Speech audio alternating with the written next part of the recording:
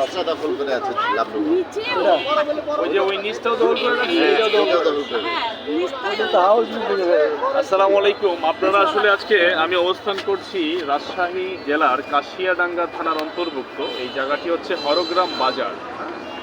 আমি প্রথমেই কৃতজ্ঞতা প্রকাশ করবো আমাদের মাননীয় পুলিশ কমিশনার মহোদয়, রাজশাহী মেট্রোপলিটন পুলিশ।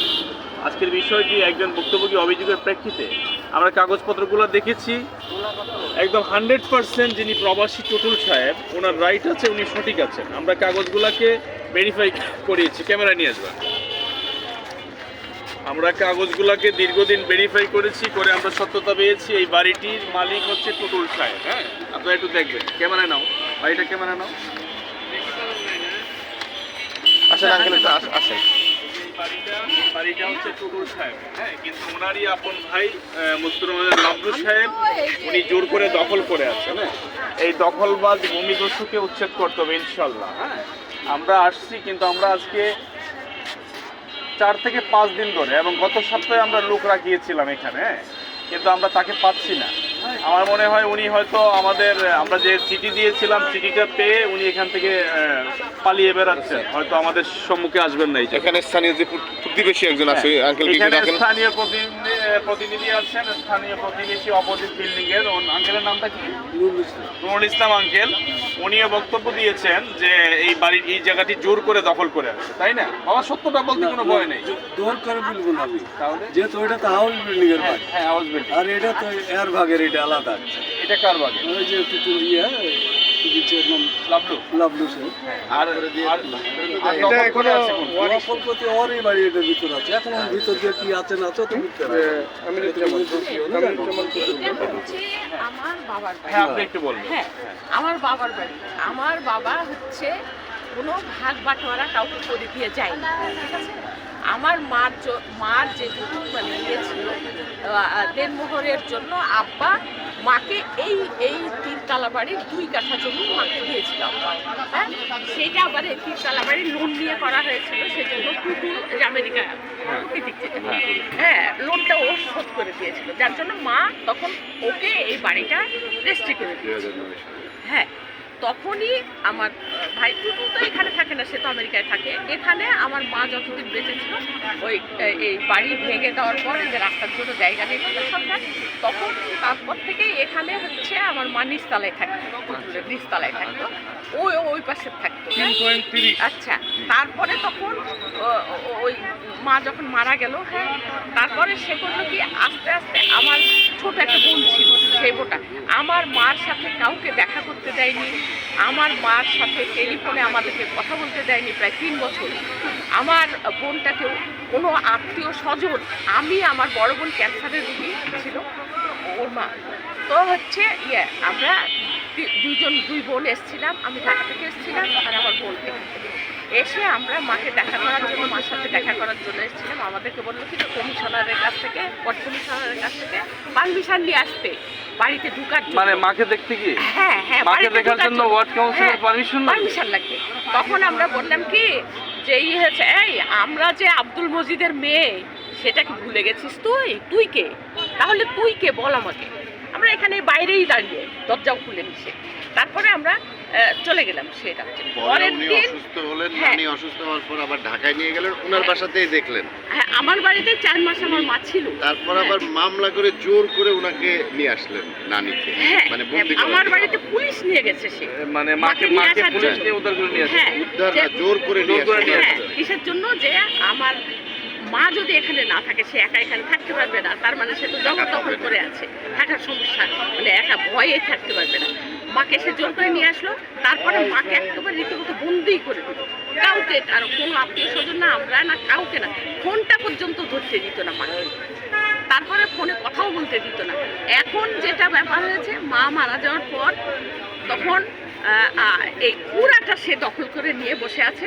হ্যাঁ, সে বলছে যে আমার আব্বা এগুলো আমাকে সব লিখে দিয়ে গেছে, আমার মা লিখে দিয়ে গেছে আমাকে, কিন্তু মার নামে তো আমার আব্বা কোনো জায়গা দেয়নি, কাজে মা দিবে কিভাবে তাকে, বলেন এটা। আমার প্রশ্ন হলো যে একজন ওয়ারিশ কিভাবে এই পুরোটি বিল্ডিং এবং পুরোটি জায়গা দখল করে আছে? এক কথায় একজন ওয়ারিশ তো 10 ভাই বোন। হ্যাঁ, তার মধ্যে এই যে আপনারা কাগজটা নিলে ওর সম্বন্ধে জানতে পারবেন। সন্ত্রাসী কার্যকলাপের বিভিন্ন হ্যাঁ, একজন আপন বোন কিন্তু ভাইয়ের বিষয়ে সবচেয়ে ভালো জানেন এবং উনি সেই বক্তব্যটা দিয়েছেন। আর আমরা আসলে আমি খুবই মর্মাহত এই জন্য, যেহেতু আমরা 15 দিন আগে আমরা চিঠি ইস্যু করেছি, কিন্তু আমি আরো আগেও লোক রেখেছি এখানে, ওনাকে পাওয়া যাচ্ছে না। তার মানে উনি শর্টকে পড়েছেন, হ্যাঁ হ্যাঁ উনি শর্টকে পড়েছেন। কেসে আমাদের উপস্থিতি টের পেয়ে ওনাকে কয়েকদিন ধরে পাওয়া যাচ্ছে না। আমি কিন্তু লোক রেখেছি, আরো ট্রাই করেছি, বাট উনি বাসায় নেই। এই যে ছেলেটা বললো 14 দিন থেকে নাই। হ্যাঁ হ্যাঁ, উনি আমরা যখন প্রথম চিঠিটা ইস্যু করেছি না, ঢাকা থেকে আসছে, এই খবরটা পেয়ে উনি শর্টকে পড়েছে। হ্যাঁ হ্যাঁ এখন আমার একটা ফোন দিলে ফোনটা আমরা পড়ে দিই, আমি এটা শেষ করে। হ্যাঁ, এখন আমার প্রশ্ন হলো, দেশ এবং বিদেশ থেকে যারা দেখছেন, দেশ এবং জাতির উদ্দেশ্যে বলছি, আমরা সঠিক কথাটা বলার চেষ্টা করি। আমরা এই অন দ্য গ্রাউন্ডে এবং স্পটে এসেছি, এবং এই বাড়িটি সাথে যিনি টোটল সাহেব, ইনি অবশ্যই এটার অংশীদার আছেন এবং মালিক আছেন। হ্যাঁ, অবশ্যই। ওনাকে কোনোভাবে এখান থেকে বিতাড়িত করার কোনো 3.30 সেটা তো ওনার কিনা সেটা হচ্ছে দালিলিক ভাবে 3.30 হচ্ছে ওনার ক্রয়কৃত সম্পত্তি। তারপরে উনি বাবার ওয়ারিশ থেকেও যেটা পাবেন সেই হিসাবটা করেছেন। সেটা করিনি। আচ্ছা আচ্ছা, সেই হিসাবটা করেন। আর হচ্ছে কাগজগুলো একটু দেখান তো, একটু ক্যামেরায় দেখান। হ্যাঁ, আমরা যেগুলো ভেরিফাই করেছি, হ্যাঁ আপনারা দেখবেন যে এই কাগজগুলা, হ্যাঁ এই কাগজগুলা থাকার পরে কেন একজন প্রবাসী রেমিটেন্স যোদ্ধা উনি আজকে নির্যাতিত আপন ভাইয়ের দ্বারা, আমরা এই ভাইয়ের দৃষ্টান্তমূলক শাস্তি চাই। এবং আজকের এই ভিডিওটি প্রমাণের জন্য এভিডেন্স অনুযায়ী থেকে গেল, দেশ এবং বিদেশ থেকে যারা দেখছেন, এই প্রবাসী টোটল সাহেব আসা মাত্র স্থানীয় প্রশাসন এবং আমাদের সংস্থা সমন্বয় করে আমরা এসে ওনার এই বাড়ির ওনাকে পেয়ে আমরা যতটুকু ভাগ আছে সেটা আমরা বুঝিয়ে দেওয়ার চেষ্টা করবো রাষ্ট্রীয় নিয়ম অনুযায়ী। স্যার এনে দীর্ঘ বছরের ব্যবসায়ী এরা আমার জানে। আরেক ভাই আপনার নাম কি? নাম কি আপনার? ইসরাইল সাহেব, সত্যটা বলেন তো, সত্য কথা বলবেন। মিথ্যা কথা বললে কিন্তু পরে যদি আপনার এই যে জবরদখল দখল করে আছে। জবরদখল করে আছে। জি, সঠিক কথা বলছি। জবরদখল করে আছে কে? নামটা বলেন, আপনাকে কেউ ডিস্টার্ব করবেন, আমি আছি। হ্যাঁ?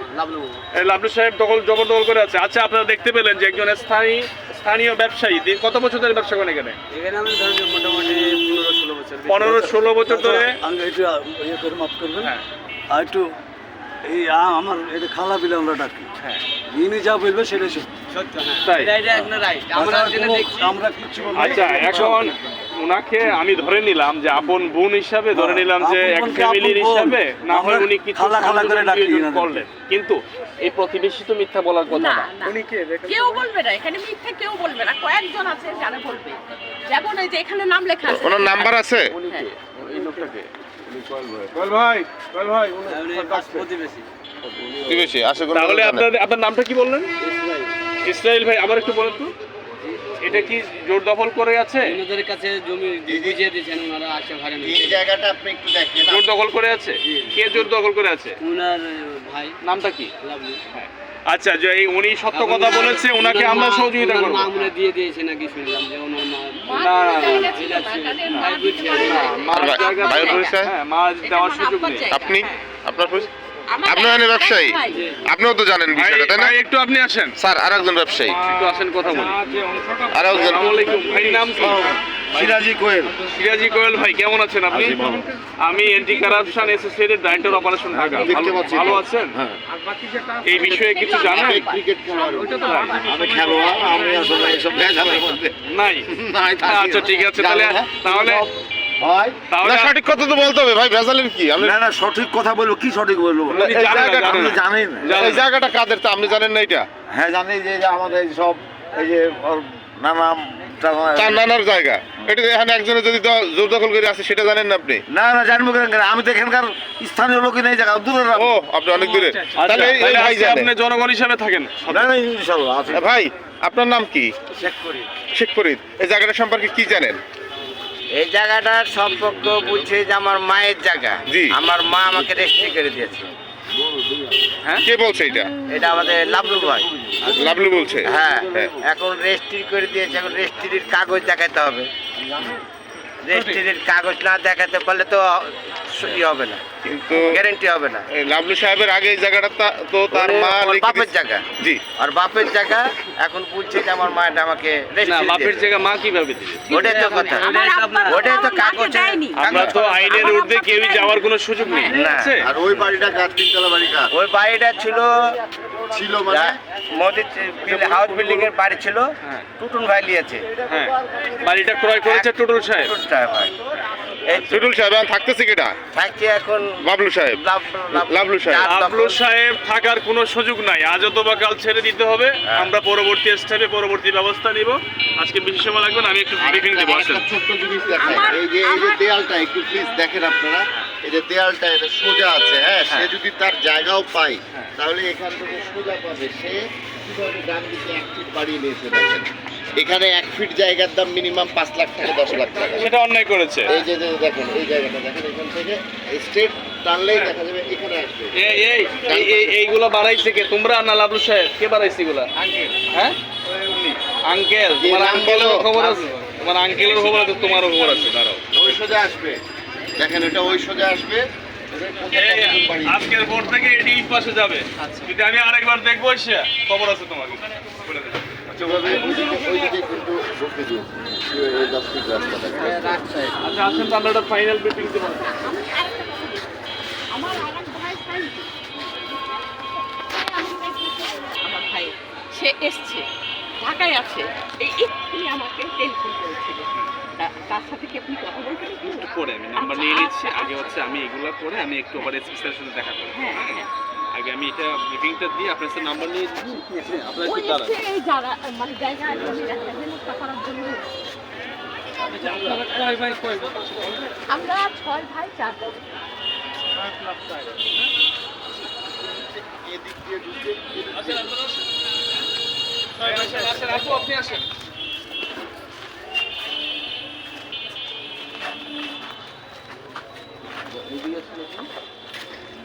আপুকে একটু দাঁড়াতে গেলাম না, এদিকে আসেন, আপনার সমস্যা নেই।